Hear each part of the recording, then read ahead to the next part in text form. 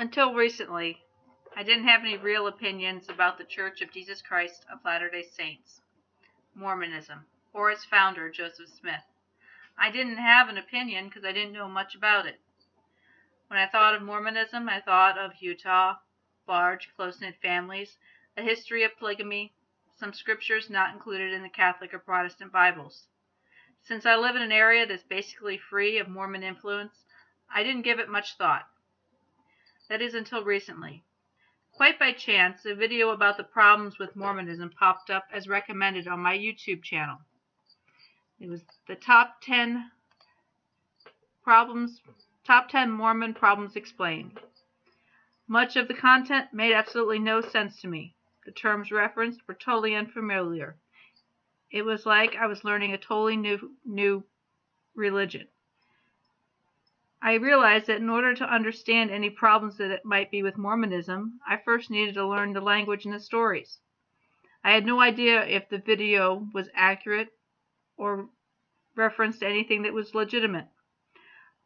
I quickly learned that the founder of the Latter-day Saints was Joseph Smith, and he was convicted of fraud and known to lie. The golden plates that are seen as vital to the story were actually witnessed by no one with their natural physical eyes other than Joseph Smith. The story told in the Book of Mormon has no historical basis, but it is partially plagiarized from other books. In short, the whole of Mormonism rests on the word of one man, and that man was a liar. And if these people choose to devote their lives to the teachings of a liar, that's their choice. I have no problem with other people having beliefs different than my own, as long as they are free to research those beliefs, to understand those beliefs, and leave those beliefs whenever they want. They are not. Mormonism is considered to be a cult by most people. The Freedom of Mind Center, developed by Stephen Hassan, has information about Mormonism and its leader, the group websites, critical websites, and other resources. This is also the place where he developed the bite model. The bite model is one of the ways you can determine whether or not you're involved with a cult or if something might have cult-like behavior. When they seek to control your behavior, information, thought control, emotion control. The bite model.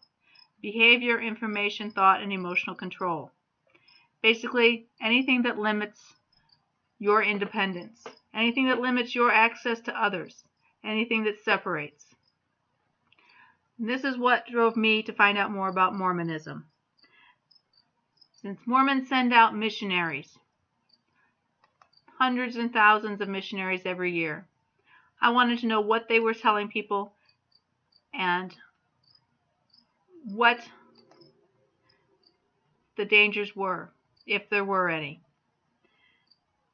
I have sons who are in college, and college is one of the main places that they seek converts.